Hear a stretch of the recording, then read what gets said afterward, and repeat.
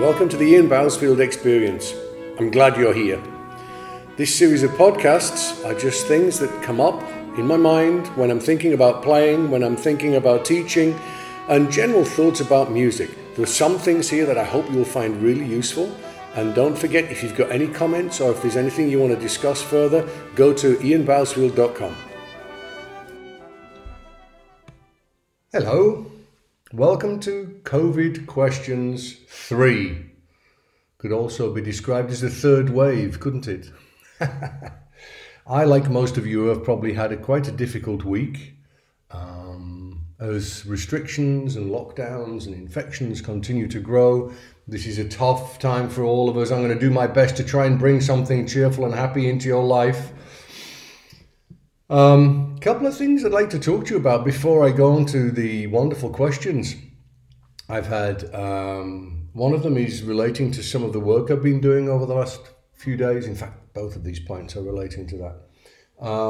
I've been doing quite a lot of virtual classes online all around the world. And I have to say, at the end of it, I'm completely exhausted. As you know, I am skeptical on these matters, but not unmovable. I am blessed with an open mind, and I've been enjoying it very much, and I've found it incredibly beneficial. And I'd like to share with you the model that I've been using. It's not my model, but I'm sure other people are doing this as well.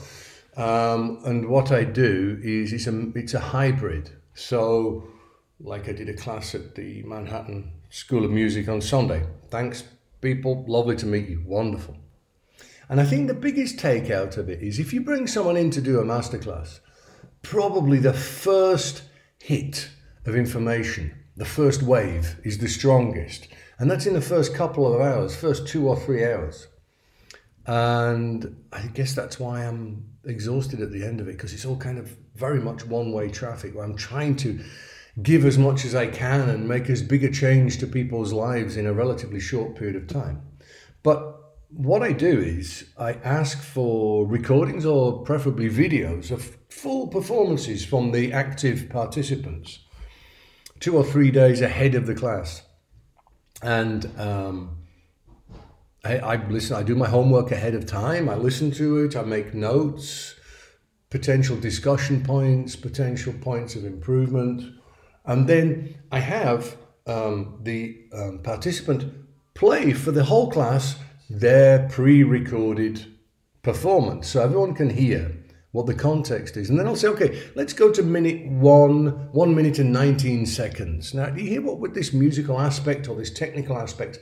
And that is like the introduction to a theme for discussion, either a general theme for discussion for everybody who's listening, or for a specific tool made for that performance and that performer. And I found that's been working really, really well, and I've enjoyed it. I guess it's now time for me to improve the level of the tech that I'm using. But no, I'm enjoying it. It's really, really cool. And I'm doing quite a lot of that. And as more of us go into distance learning again, I think it's going to be even better.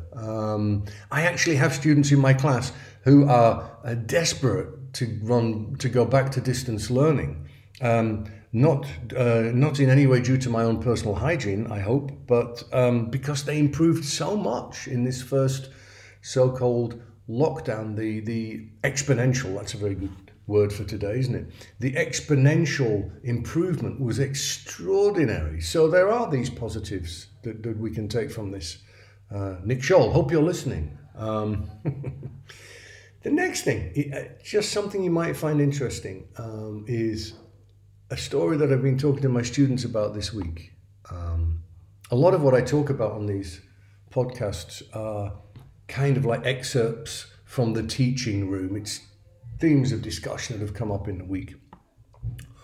My uncle, Norman, 77 years old, is a farmer. I come from good Northern English farming stock. And he's been a farmer all his life, very successful one, grown the farm from nothing, done a great job. He is a trained blacksmith. He did, one of the early apprenticeships that he did was as a blacksmith, and he worked as such for 3 or 4 years from the age of 15, I think. And the old forge is still on the farm, and it's a historic thing. I mean, there's no modern tools, goodness me. It's all 1930s technology, but it's untouched. It's still there. We're underneath a lot of clutter. And I think perhaps today, less so, but there was a time, not so long ago, that the forge was just unused. He was retired, you know, the farmer leaning on the farm gate, telling any of the passers-by what's wrong with the world. But once a year, you'd get a knock on the door from another desperate farmer in the village saying, my combine harvester is broken and the local dealership says that I have to wait 2 weeks for this part. But he can't wait because he needs to harvest his barley or his wheat today. And so my uncle had said, okay, yeah, come on, what's broken? Show me the part. And all of a sudden, they'd fire up the forge again, and there'd be an hour of frenzied sawing and hammering and cutting, at which point he would hand this part back to the desperate farmer, the now delighted farmer, who's had a copy made. The perfect part for the job, handmade, to be reinserted into one of the machine parts from the combine harvester, and off he goes again. Charming story. But how does that relate to us in the practice room? I shouldn't be giving you this bloody free of charge, should I? Actually, I should. I'm not going to charge for my podcasts. That's quite clear to me. If I think there's something that really is worth paying for, I might get around to that someday. But for now, see this as a gesture of friendship, if it's worth anything to you. So what I'm noticing about my students, and also it's a bit of noticing something about myself, is the really successful players are those who can build their own parts for their practice studio. I remember Alan Vitsuti, the great Alan Vitsuti, saying something along the lines of, when he went to the Eastman School, he was about the worst trumpet player in the class, so he knew he had to write etudes to improve himself. And a couple of days ago, I got 2 of my students in a room and I practiced for them. And first of all, I wanted to show them that the basic work that I was asking them to do was not a humiliation or a sign of a problem, and to show them that it's something that I have been doing for 45 minutes of every day of my life for at least the last 42 years. And that attention to detail and beauty and making things work in the simplest form is something that never leaves us. It's something that has to be an integral part of our everyday practice that we really enjoy. But what I wanted also to show them was that this was not mindless, blind obedience. The most successful students are those capable of independent thought. Those who will have a feel for when they're playing that they need a certain exercise to deal with and fix a certain problem. And what most students, or what many students want, is someone, they say, oh, please help me, you know? Sorry, I did that in an Italian accent, didn't I? A very bad one. It's like, can you tell me what to do? And the answer is, yes, I can, but you have to think for yourself as well. And that means, you know, so-and-so's practice regime, you play this, then you play this, then you play this, then it will not work without your engagement. It's like, hang on a minute, it's not quite working. Maybe I need to go off-piste a little bit here. Maybe I need to go a little bit off track and build my own part, my own tiny little exercise that's specially designed for me. And of course, I work on that with my students and I show that. But if the student is saying, okay, you've designed a special part for me to help me get around this, and this, good. But just imagine how much faster you would develop if you were creating your own individual etudes and your own individual parts to get around your own problems. I had to do it I have to do it. Why shouldn't you? Okay, so the first question that I'm going to look at today is a very, very fine question from Leonardas Butkus. He's from Lithuania. Hi, and Leonardas is a very naughty boy because I didn't answer his question in the first two and he started pestering me. So he's a very naughty boy, but seeing as the question is so good, here we go. Actually, Leonardas, thank you for this question. It's a very, very good question. It's in depth. Please remember, everybody, this is kind of like a stream of consciousness. I don't go away and do my homework. I open the question, look at it, think, that's a good one. Okay, here we go. So Leonardas says, my question is, did your embouchure happen naturally or did you have to work on keeping it a certain way? Wow, what a great question. Did my embouchure happen naturally? Yes, but I guess that doesn't. So your either or question is inappropriate. Did it happen naturally? Yes. Did I have to work on it? Yes. Do I have to work on it? Yes. So to answer your question, the answer to both parts of your question is yes. Did it happen naturally? Yes. Did I have to work on it? Yes. And Leonardas, you've asked really an interesting point now. If you look at the greatest brass players in the world, they all basically have the same embouchure. This myth, a myth, that the embouchure is not important is derailing a lot of trombone studios and a lot of students. Of course the embouchure is important, it's what we use. It's like telling a racing driver that the car's not important and that if they were driving a Mini, they could win an IndyCar race. It's to quote Rex Martin, when I did, if you haven't heard my interview that I did with Rex Martin, please listen to it. It's gold because he is gold and I forced him to answer questions rather than saying, oh, thank you very much. I went into supplementary questions with him because we're friends and colleagues. And that interview is gold and should be essential listening. And to say, of course I'm working on the embouchure. I'm probably working on the embouchure every minute of every lesson. Without a good embouchure, we can't play anything. But the student doesn't need to know I'm working on that. Gold. The problem is that people who studied with Mr. Jacobs never talked to me about the embouchures, therefore I'm not going to talk to my students about the embouchure. No, but he doesn't mean to say he wasn't working on your embouchure. And I guess that's a mistake that we make as teachers sometimes, is we don't explain exactly what we're doing. And I would, of course, any teachers listening to this know that the invisible teaching is the most successful, where the student doesn't know fully what you're doing sometimes. I do offer my students this thing called full disclosure, where, if they want to know what I'm working on with them, how I'm going about it, and what my long-term plans for them are, I will tell them. But they're not allowed to ask it every week. It can be once or twice a semester. They can say, look, where are we? What are we working on? What are you doing?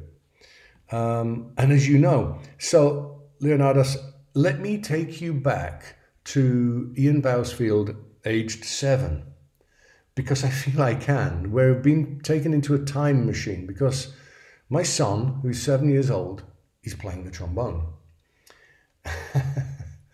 My son is my twin, 50 years apart. He looks exactly as I did when I was 7 years old. And he has very similar personality traits. Poor boy. And so in many ways, I am the holder of his instruction manual because, well, you can imagine why. Not just trombone playing, but life. And the more I play for him, the more that I play with him, I warm up with him. If I get him thinking of the right sound and the right breathing systems, the more correct, the more perfect his embouchure is. His embouchure is more textbook perfect than mine was when I started. I know because I've seen photos of me playing. And I'm not going to go into what my embouchure was like because I don't want to get you thinking about certain aspects of the embouchure. But if you look at what should be correct with all brass players, you know, with the corners fixed and the embouchure flat and the chin down, etc., etc., just take a look at the photos, and don't look at the exception. There is the odd exception. I'll give you an example, and I hope he's not too angry with me. But his English is terrible, so he probably won't know about this. The Vienna Philharmonic, when I was there, had a first horn player called Wolfgang Tombeck. One of the greatest brass players I ever had the honor to work with. Musicality from God, sound from God, incredible. Articulation. Coming in quietly in the high register, it was just a dream, just unbelievable, like liquid gold. Playing loud was not one of his things. Playing low was not one of his things, and playing fast was definitely not one of his things. Very limited. Now his corners were somewhere near his ears. He had very much an extreme banana-shaped embouchure with the corners going up, with the ends of the bananas going towards his ears. And also he was kind of a little bit upstream as well. The air was going up rather than down. But at a very limited thing, you know, it was incredible. And you know what? If he'd studied with me, I wouldn't have bloody touched him. I'd have asked him for lessons, actually. But for an all-round, basic, good setup, just look at these people. So when people tell you that the shape of the embouchure is not important, it is, Leonardus, and the development of the embouchure is very important. How we go along that journey, how we develop it, is what is known as pedagogy. That is the very heart, the very center of what it is to be a teacher. I had a student, a first-year student, come in to the lesson the other day, French boy, and he does my job for me, first-year bachelor's. And he came in and he said, I said, your sound is beautiful. It's changing by the week. It sounds wonderful. And he said, yeah, I've realized that if I make a really beautiful sound on everything that I do, the technique is fine. And I said, okay.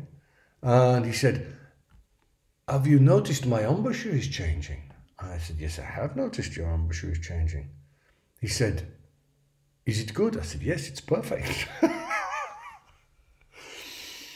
And that's, now, ladies and gentlemen, that is not a usual lesson, but he's developing so quickly and he's doing such a good job. And that's how he's doing it. So route one, Leonardus, expose yourself to the best and hear it, if possible, live, right in front of you. Dudley Bright was my teacher when I was 14 years old. He's former first trombone in the Philharmonia Orchestra and the London Symphony Orchestra. And I will never forget the first note that guy played in front of me. I was 14, he was 24. Yes, ladies and gentlemen, Dudley Bright was once 24 years old. And I can still hear it. It was one of the most magnificent things I've ever heard. It was the first exposure that I'd ever had to a world-class sound and articulation, and it stayed with me. Leonardus, don't go and pick out what you think is worth listening to on YouTube. There is 0.1% of it that's going to have that effect on your life. Find that. Find that. And if possible, it's so difficult now, hear it live. Get that sound into your head, make that sound. What Dudley then did go on to do was talk to me about the shape of the embouchure. And I'm not sure whether he did the right thing. He was 24 years old. Goodness me, you can't expect someone to be a great pedagogue at that age.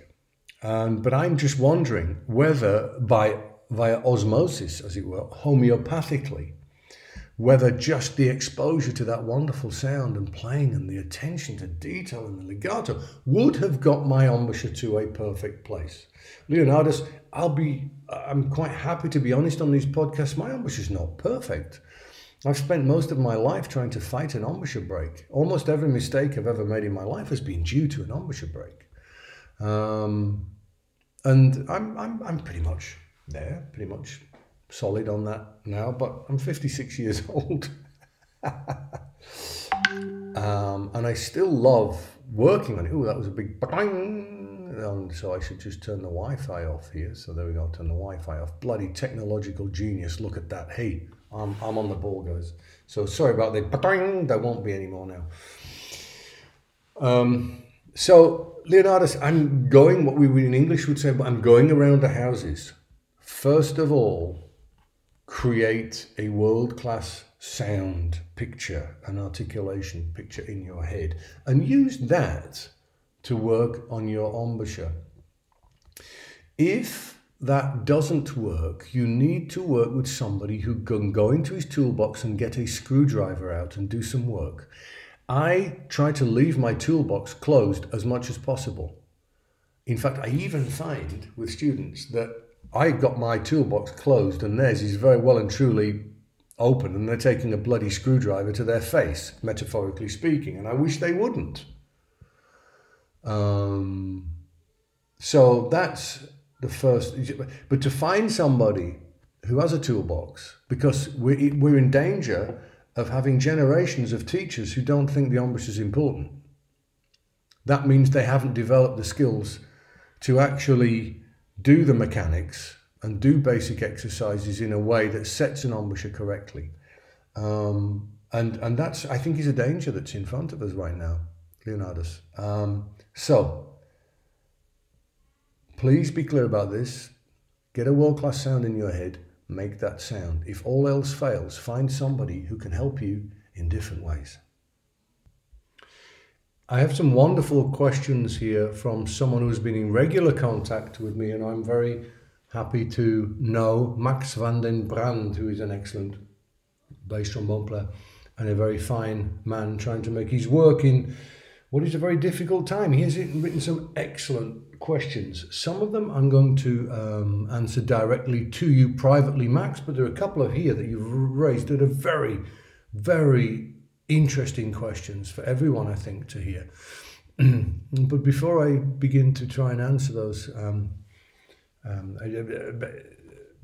Max, I'm going to share this with you. First, a quick sketch. My teachers, Brant and Ben, remarked that sometimes I'm cognitively too smart to play the bass trombone. I'm sorry. I'm sorry, I shouldn't find that funny, and I should turn this Wi-Fi off again. There we go. I'm really sorry. I shouldn't find that funny. But I do. There we go. Anyway, listen, a couple of great cognitively aware points here, Max. He says, I hear a sis in the sound, but when I ask people to listen, they do not hear anything. I've had this already for 8 years, where I let people listen and they do not hear anything, but I really hear something. Max, brilliant point. I'm with you. I have the same thing. I've driven Christian Griego crazy trying to get the hiss out of the high register on my trombone. And then I realized, actually, Max, I think what you can probably hear is this incredibly high-speed air passing between the tongue and the roof of your mouth. Or even passing like the way wind would go through the trees or the bushes. It's making a sound. You're hearing this, it's like sound of water rushing by, but it's not water rushing by. It's air. If nobody else can hear it, because your mouth is so close to your ears, it's linked to your ears. You know, if there's any sort of going through your mouth, you're going to hear it really, really loud. So I would suspect that's what that is. Don't worry about it. I mean, I got really paranoid about my high F, you know, because I was kind of like thinking, oh no, I'm losing my high register. And people were looking at me like, what are you talking about? And actually the problem is with the situation, Max, if nobody else hears the hiss but you do, You need to work to ignore this, because what I was doing was I was making my high register more difficult for myself because I was constantly trying to focus it when it wasn't necessary. So I lost the warmth and the size of the sound in the high register. And the other, well, actually, some really good questions here. You said you get insecure because things don't work and you feel completely blocked blowing air through the instrument, as if you're having too much resistance and have to work hard. Now, a few years ago, I raised the issue of resistance in instruments with a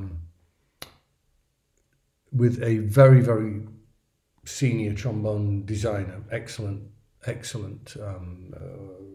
designer, really knows what he's talking about, German Meister. And he said, could you just blow air through your instrument? You know, and I just went, as you do, blow air through. And he said, there's no resistance, is there? And that was really an interesting thing. He just said, the resistance is in your body. It's not in the instrument.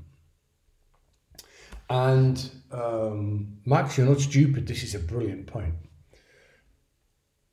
We go on holiday, or we take a few days off, or we have a few days practicing only really simple things, and it's just the instrument works so freely, you know. It's really wonderful. Everything's relaxed and there's no resistance, and then the more we practice, the more the resistance builds up. But it's the muscular strength growing in our embouchure and in our body, and also I think putting our attention on, who knows, playing Harry Janosch in your case, or Petrushka, or whatever. Putting our attention on something like that takes it away from the relaxation that we should be having in our body. Our body should be relaxed. Now, I'm going to open a massive can of worms for everyone listening here. I get relaxation in my body by having resistance in my instrument and in my embouchure, and I balance those two things. So my body is just leaning air against my embouchure and against the instrument. Like I'm just like you're leaning against a wall. It takes no effort. You're just resting against it. So I breathe in and I just rest the air gently against that resistance. But of course, there are degrees to that, and I perhaps shouldn't have gone into that detail because that's not a golden rule for everybody, and everybody's instrument and setup is going to have a different effect. So basically, there are two things. One is, yes, an instrument can have the effect of more resistance because it might have an effect on your body, that you build up more resistance in your body. And the danger here, Max, is that it's like, I've got too much resistance. So you go for a bigger mouthpiece and a more open mouthpiece and a more open trombone. And the simple fact is, this great designer said this to me as well, you have to have resistance at some point in your system. If you don't, you'll get it in your body. Brilliant. And those two bits of information really struck me heavily. What brilliant pieces of information.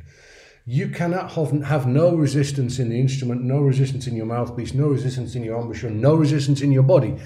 It's not possible. It might be possible on, you know, one of those easy instruments like a euphonium or a tuba. I can't say for sure, you know, those that play for themselves when you hold them out of the window. You know, it's possible, but for me, I feel we need resistance at some point in the system. The danger is that if you create resistance in your body inadvertently, you're going to get it in your throat, or you're going to get it in your diaphragm, in your abdominal muscles, and that's not good. So when you start feeling like it's blocked, oh boy, I know that, I've been there. And it's like, damn, I practiced too much again. Once I get over a certain amount of practice per day and playing really extremely difficult things, it just blocks up on me. And so I then, in extreme cases, build in the sun salutation from yoga every 20 minutes in my practice, because it releases and relaxes certain things that you can't physically feel. And I really, I make sure that the time I spend doing basic, relaxed, basic exercises is at least equal to the time that I spend practicing audition, solo, whatever, repertoire, you call it what you want. So that's just a little insight into there. Now, brilliant. We've gone back to, you've got to play the saxa in an audition. And as I've said in the podcast, the 17-year-old boy comes out again. Yes, for those of you who haven't heard it, where have you been? Listen to the back podcasts. I often get a 12, 15, 17-year-old boy appears in my, or girl appears in my teaching studio. Someone who's 23 years old, plays like a monster, ripping trees up, sounds amazing. And then you go back to the David or who knows what. And it goes back to the problems that they had when they first learned the piece, which is why, you know, I don't believe in learning the David and certainly not orchestral excerpts until you're solid as a player. And you say you just don't seem to be able to grasp the level you're playing at. Yes, yeah, it is difficult. And Max, I would suggest that you get the orchestral score to the saxa and prepare it to conduct. So mark the score up, give all of the entrances and practice conducting it through, so you have an overall overarching idea of the musicality that you want. Because when you study a score, this is the thing, when people say, oh, you know, go and study the score to Brahms' Fourth Symphony, study it as if you had to conduct, because if you have to conduct, you have to know what you want people to do. You have to know what sounds, what effects you want people to create for you. And that way, Max, I would suggest you can help build a grown-up adult version of the saxa for yourself. Sean Royce has sent in a plethora of questions, all of them fantastic. I've said already, okay, discussing British brass band tradition. Okay, yep, going to do that. I'm going to do one, Sean, as I said, on why I teach, which will cover the influences and all that sort of stuff. When I can kind of do that without getting emotional, I'm going to do a very big podcast on why I teach. And you said, could I interview one of my the owners of favourite wineries? I'd love to, but we can't get across the bloody border. I've got loads of wine to pick up, but you know, it's not good to travel at the moment. We're in a bit of a difficult time. And you say, you know, about the personal, you know, my personal life is personal, but would I ever interview Johanna? Johanna is my wife. So if anyone is interested in finding out how she makes me 5 times better than I ever could have been and how the heck she puts up with me, please let me know and I'll see. If there are other people who want me to interview Johanna, she's quite amazing. And she was former first trombone in the Boulder, is it Boulder Philharmonic? Boulder, I can't remember. And very fine trombone player, was, and now does other things. If anyone else wants to know about that, let me know. And now, you asked a really interesting question about, you know that I'm teaching my son the trombone. And by the way, folks, you don't see my family on Facebook or anything like that. I kind of leave it out of there. Certainly with my kids, I've decided that until they're kind of old enough to decide what they want to do on social media, I'm not going to include them. But so my son, who shall remain nameless, age 7, how has my teaching changed? If indeed it did change following teaching him. And how similar is it to teaching older or more advanced students? First of all, to all of you out there who are teaching 7-year-olds, I am not going to tell you how to do your job. I take my hat off to you. You are my heroes. This is the hardest work that we do. The most skillful job, I think, is 14 to 18, to get someone set up perfectly by the age of 18. You know, and then, you know, you guys do all of the work and I get the results of your work and then I just polish it and send it out and everyone says what a great teacher I am. I am fully aware of the situation. So I am totally in awe of the work that you guys do and have total respect for you. All right, let me get my ducks in a row, as they say, regarding this. With my boy, he actually, after I've recorded this, I'm going to go and practice with him. I warm up with him now, and we do the same warm-ups. It's been basically just, as I said earlier in this podcast, exposing him to something really good. So it's a good incentive for me to keep my sound and articulation really good. And I'm pretty lucky that the embouchure has fallen into place, pretty much. Phew, very glad of that. It looks very textbook. I would describe it very simply as this, Sean. My specialization as a teacher is helping students to find who they are as people, as musicians, and help them to bring the creativity out of themselves and to discover the genius that is within all of us. Some people can access it like Daniel Barenboim accesses it on a perfect permanent basis. He just has free access to it. People like us, we have to work for it, and there'll be moments in our life when we achieve it.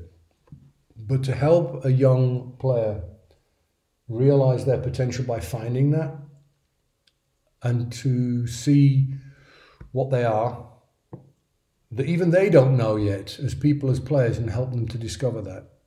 That's, I would say, is my strength. That's what I like doing.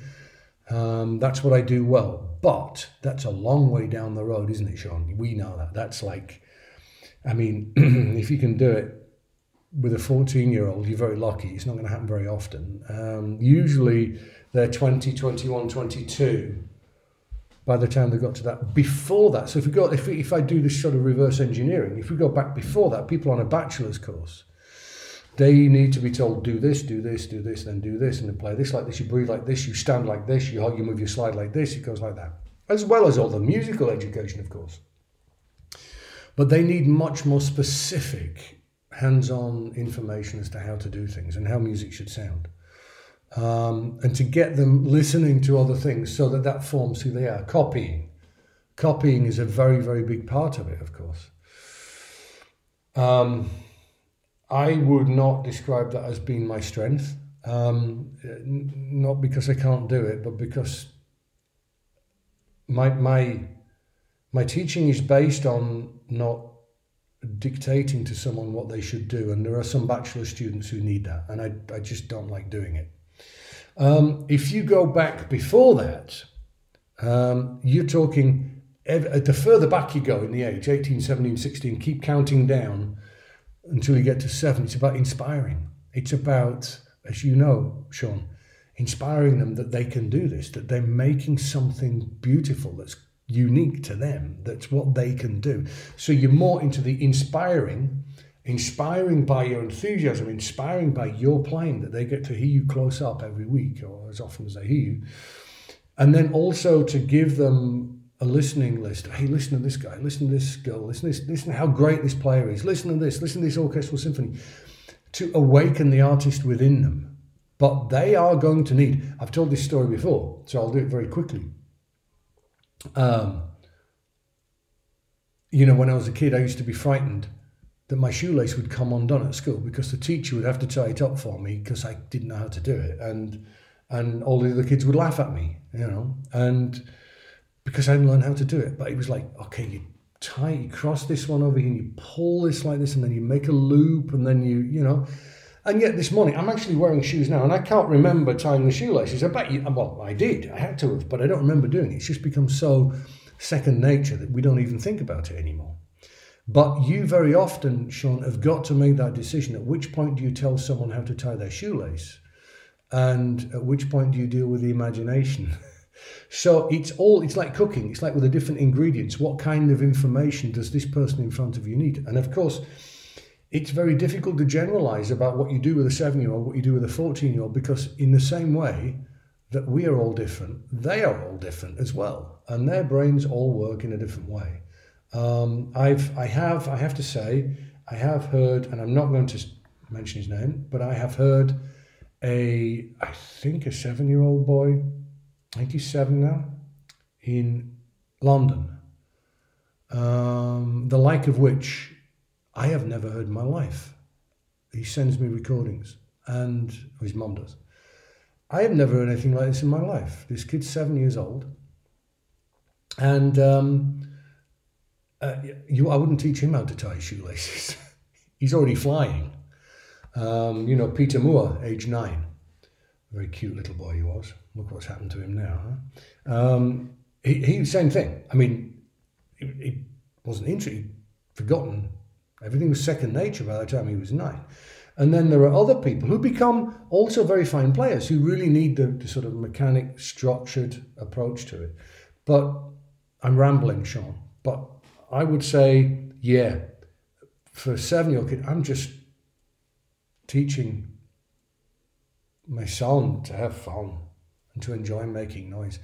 And even the smallest, as you've seen, the smallest achievement, like when they do a really nice slur, the delight on their face.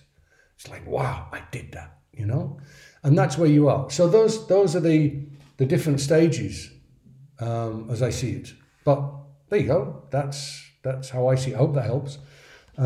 Keep the questions coming, guys. And I'm going to do some of those big ones. How I teach, or why I teach, is not how I teach. Why I teach. What inspires me to teach will be a very big and very personal podcast coming your way soon. So there you go. I hope you enjoyed that. If there are any issues that you found particularly interesting, don't forget to contact me, and always go to ianbousfield.com for lots more interesting stuff.